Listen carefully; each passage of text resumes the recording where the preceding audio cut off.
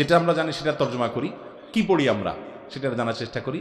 আল্লাহুম্মা ইন্নী যালামতু মানে কি বলেন?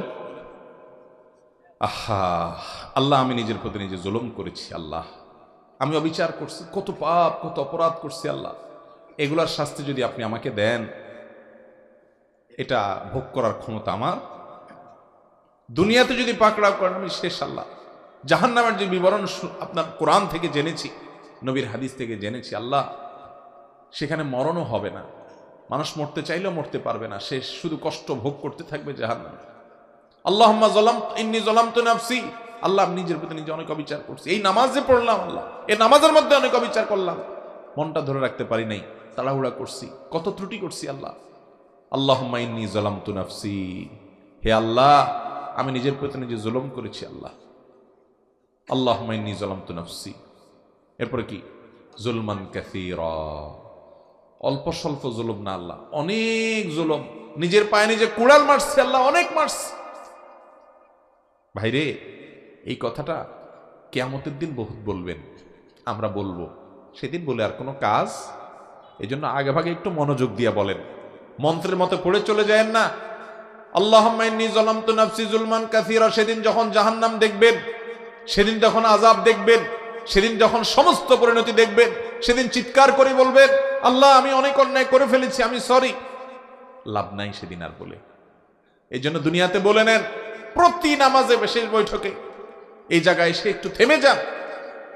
আল্লাহুম্মা ইন্নী যালামতু নাফসি যুলমান কাসীরা, আল্লাহ আমার নিজের প্রতি নিজে আমি অনেক অবিচার করেছি, এত অবিচার, এটার যদি শাস্তি আপনি দেন কি অবস্থা হবে সেটা মনে রেখে আমরা পড়ব আল্লাহুম্মা ইন্নী যালামতু নাফসি যুলমান কাসীরা। দেখেন এখানে আল্লাহর সাথে কথা বলতেছেন, কিন্তু পুরো নামাজ জুড়ে আমি বললাম না আল্লাহর সাথে কথা। আল্লাহুম্মা মানে কি? হে আল্লাহ। আল্লাহুম্মা মানে কি? হে আল্লাহ। এখানে কিন্তু আল্লাহকে ডাকতেছেন, আপনি আল্লাহকে অ্যাড্রেস করছেন, আল্লাহকে সম্বোধন করছেন, আর আপনার মনোযোগ দিয়ে অন্য দিক থাকে, তাহলে কত বড় অভদ্রতা হয় এটা। আল্লাহুম্মা ইন্নী যালামতু নাফসি, ও আল্লাহ আমি নিজের প্রতি নিজে জুলুম করছি, তাহলে আল্লাহর দিকে মনোযোগ দিতে হবে, আল্লাহর দিকে মাইন্ড নিতে হবে। যুলমান কাসীরা, তারপর কি? ওয়ালা ইয়াগফিরুয যুনুবা ইল্লা আনত, আর পাপাচার যত অপরাধ আমি করছি এগুলো আপনি ছাড়া কেউ মাফ করার ক্ষমতা কারোর ক্ষমতা নাই। দুনিয়াতে দালাল দিয়া, মামু দিয়া, খালু দিয়া বহুত পার হওয়ার রাস্তা আছে, কিন্তু মালিকের কাছে মাপ মালিক না করলে কোনো মামু খালু দিয়া পাওয়া যাবে। ওয়ালা ইয়াগফিরুয যুনুবা ইল্লা আনত, আল্লাহ আমার অনেক পাপ অপরাধ আমি করেছি, এই নামাজটা পড়তে গিয়ে কত ভুল ভাল করে বসে আছি, কত অবিচার করছি, আপনার প্রতি অশ্রদ্ধা হয়, সেরকম অন্য মনস্ক হয়ে নামাজ পড়েছি আল্লাহ, এটা আল্লাহ আপনার প্রতি অশ্রদ্ধা হয়। আপনার সাথে কথা বলছি, মনোযোগ আমার অন্যদিকে, কত জুলুম আমি করেছি, পুরো নামাজ জুড়ে কত কিছু হয়েছে। ওয়ালা ইয়াগফিরুয যুনুবা ইল্লা আনতা, আমার এই পাপাচার গুলো আপনি ছাড়া কেউ মাফ করতে পারেন না। ফাগফিরলি, অতএব এবার আসল কথা এবার, অতএব ফাগফিরলি, আল্লাহ আমাকে মাফ করে দেন। মাগফিরাতাম মিন ইনদিক, আপনার নিজে থেকে আপনি মাফ করে দেন।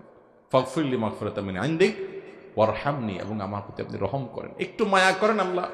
ইন্নাকা আনতাল গফুরুর রহিম, কারণ আপনি ক্ষমাশীল, আপনি বলেছেন, আপনি দয়ালু, আপনি বলেছেন, অতএব আপনি আমাকে মাফ করে দেন, আমার প্রতি দয়া করেন। এই জায়গায় নবী করিম সাল্লাল্লাহু আলাইহি ওয়াসাল্লাম আরেকটা দোয়া পড়তেন, আল্লাহুম্মা ইন্নী আউযু বিকা মিন আযাবিন নার, আল্লাহ আমি আপনার কাছে জাহান্নামের আযাব থেকে পানাহ চাই, ওয়া আযাবিল কবর, কবরের আযাব থেকে পানাহ চাই, ওয়া আউযু বিকা মিন ফিতনাতিল মাহইয়া ওয়াল মামাত, জীবন এবং মরণের যত ফিতনা আছে, বিভ্রান্তি আছে, ধোঁয়াশা আছে, ঈমান নষ্ট হয়, মানুষ বিপথে চলে যায়, সেগুলো থেকে আমি পানাহ চাই। ওয়া আউযু বিকা মিন ফিতনাতি মাসিহিল দাজ্জাল, এবং দাজ্জালের ফিতনা যখন আসবে, যদি আমি বেঁচে থাকি, সেটা থেকে যেন আমি পানাহ পাই। সেই ফিতনা দেখে অনেকে বেঈমান হয়ে যাবে, তাকে আল্লাহ মনে করে ঈমান হারা হয়ে যাবে, ধোঁয়াশা পড়ে যাবে, আমাকে আপনি সে সময় হেফাজত করেন। এই দোয়া শেষ করলেন, এরপর আপনি সালাম দিচ্ছেন, আসসালামু আলাইকুম ওয়া রাহমাতুল্লাহ, তোমাদের প্রতি আল্লাহর রহমত এবং সালাম বর্ষিত হোক, আসসালামু আলাইকুম ওয়া রাহমাতুল্লাহ আপনি বললেন, পরিপূর্ণভাবে কাঁধের দিকে ফিরে, একদম পুরো ঘাড় ফিরিয়ে, তারপর আসসালামু আলাইকুম ওয়া রাহমাতুল্লাহ, আবার ঘাড়ে ফিরিয়ে আসসালামু আলাইকুম ওয়া রাহমাতুল্লাহ বললেন। নামাজ শেষ। নামাজ শেষ করার পর নবী করিম সাল্লাল্লাহু আলাইহি ওয়াসাল্লাম 3 বার ইস্তেগফার পড়তেন। কি পড়তেন? আস্তাগফিরুল্লাহ, আস্তাগফিরুল্লাহ, আস্তাগফিরুল্লাহ। আচ্ছা বলেন তো, আস্তাগফিরুল্লাহর মানে কি? এটার অর্থ কি? আল্লাহর কাছে ক্ষমা চাই। তো এতক্ষণ ধরে কি পাপ করছে যে এখন ক্ষমা চাবে? কিরে ভাই, পাপের কাজ, অপরাধের কাজের পরে না মানুষ ক্ষমা চায়, কিন্তু পড়লেন নামাজ ভালো কাজ, এখন আলহামদুলিল্লাহ না পড়বেন, কিন্তু আপনি ক্ষমা চাচ্ছেন কেন?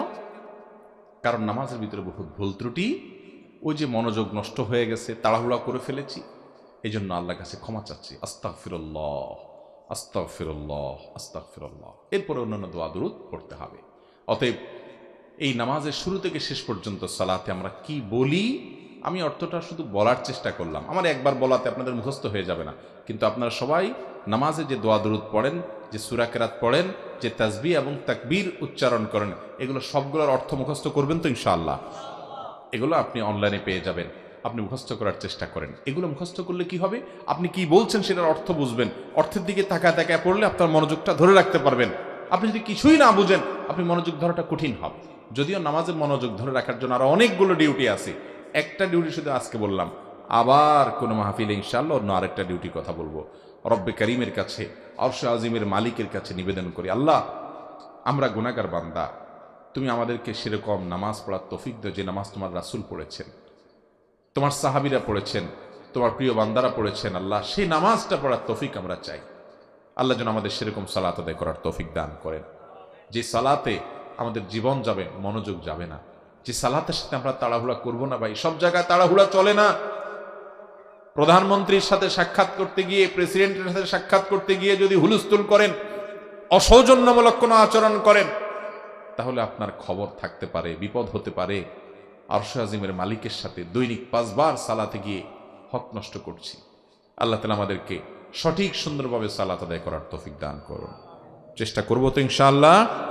আল্লাহ রাব্বুল আলামিন আপনাকে আমাকে আমাদের নামাজগুলোকে মরার আগে ঠিকঠাক করে নিয়ে যাওয়ার তৌফিক দান করেন। ভাই, আমি নিজে নামাজে কি পড়ি সেটার অর্থ জানি আলহামদুলিল্লাহ। আমি কোরআন হাদিসের ভাষা, আরবি ভাষা আমি জানি আলহামদুলিল্লাহ, চেষ্টা করি আমি। কিন্তু তারপরও আমি দেখছি কিছু ভাই আছেন, কিছু আলেম আছেন, যে ওলামা একরামের নামাজ অনেক সুন্দর। আমি তাকায় থাকি যে আল্লাহ, আমার নামাজটা এরকম সুন্দর করতে পারতাম। কিছু জেনারেল শিক্ষিত ভাই আছে, সাধারণ শিক্ষিত ভাই আছেন যারা আলেম না, আমি বিশ্বাস করেন তাদের দিকে তাকায় থাকি। এক দুজনকে আমি ব্যক্তিগতভাবে চিনি, তাদের সাথে যখন দেখা হয় যে সুবহানাল্লাহ, কত সুন্দর নামাজ পড়ছেন, 4 রাকাত নামাজ 15 মিনিট 20 মিনিট সময় দিচ্ছেন, কত লম্বা সময় নিচ্ছেন। ভাইরা আমার, আমরা যে তাড়াহুড়া করি, কেন তাড়াহুড়া করি? কারণ নামাজের পর আমার একটা কাজ আছে, তাই না? ওই কাজ কার হাতে? তো যার হাতে কাজ, আপনি তো তার সামনে দাঁড়ায় আছেন, আপনি তার দিকে পরিপূর্ণ মনোযোগ দেন না, সব তো এখানেই সমাধান হবে। আল্লাহ আমাদেরকে বুঝার তৌফিক দান।